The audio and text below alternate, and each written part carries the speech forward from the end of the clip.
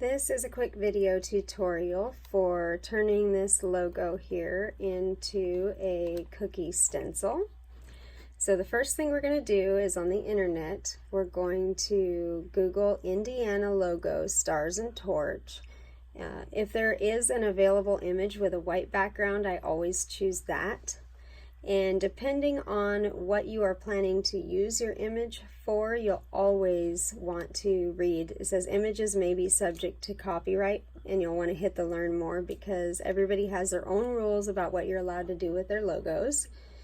And I'm going to use my snipping tool. So down in the bottom left of my screen here, I'm going to type in right here in the bottom left corner my snip.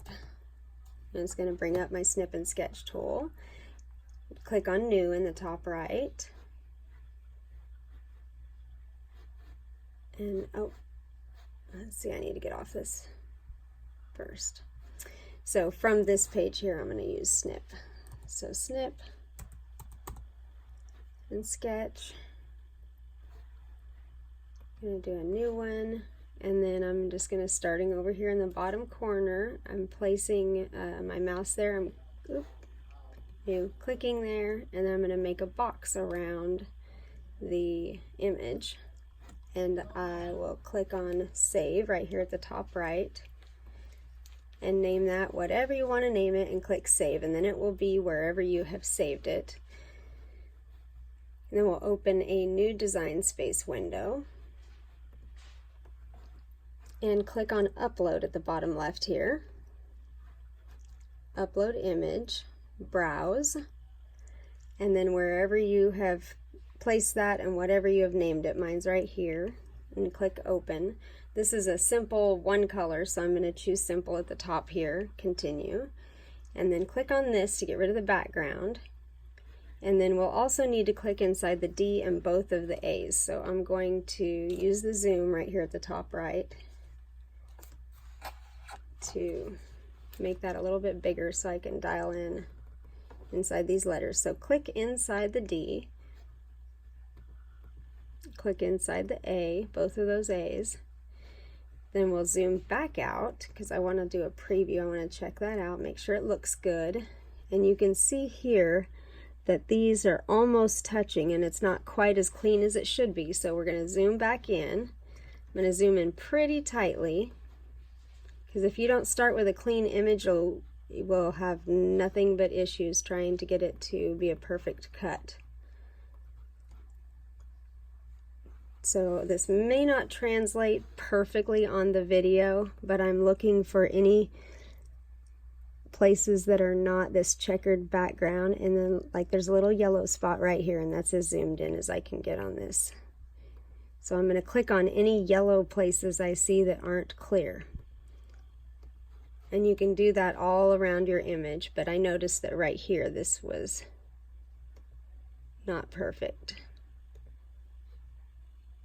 So you'll want to make it, just kind of take your time and look around your image and do all of that. Then you'll hit continue here and it'll save in your images. Now I've already saved that. Well, we'll go ahead and save it again for the video. I don't need a print and cut because I'm only going to be cutting it, so change it to cut. Name it whatever you want to call it and click on save, and it will automatically open with your images right here to delete an extra, because you can see I already did it. Here's how you delete an extra one, and then at the top you have to say yes, I really want to delete it. We're going to use this one that I uploaded before, and this particular one is going on a cookie that is approximately 3 inches by 2 inches. So first of all, I'm going to make this a little smaller because it's like 9 inches big. I'm just going to make it 2 so that it gets out of my way. We're going to insert a shape. My cookie is 3 inches by 2 inches. So I'm going to change this right here to white for the purposes of the video. It really doesn't matter what color it is for when you're making it though. I'm going to make this box. I'm going to click on the unlock right here, or you can click on it here, either one, and make this 3 inches by 2 inches. So I'm changing these values right here at the top. And then I want to make sure this fits inside here. So I'm going to click on arrange, and send that to the front so it's on the top of that box, and size that to where it's in proportion to the cookie I'm going to make. And depending on, this is how you would reorient that if you were going to make it a tall cookie instead of a shorter, fatter one. But you want to make sure you leave enough room around the edge for your border or whatever you're planning to do. Place that, just want to make sure that it fits within the parameters of the cookie that I'm going to be putting it on. And then once you have that to the sizing you like, I'm going to click on the square and get rid of the square. I don't need it anymore. That was just my cookie sample. So now I'm going to, you could have also changed the values at the top, but I'm just starting with a fresh square.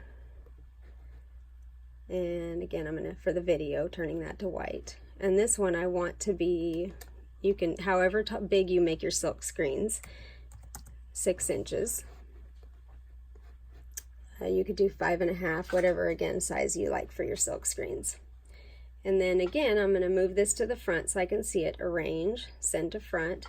With this clicked, I'm going to also hold down my shift key and click on the square. You could do that here. Here's another way to do it. You can draw a box around it with your mouse.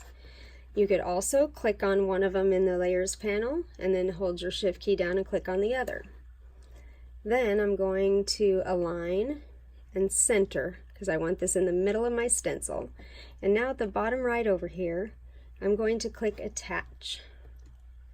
So that is ready to go to the make it screen right here and cut that out for a silk screen.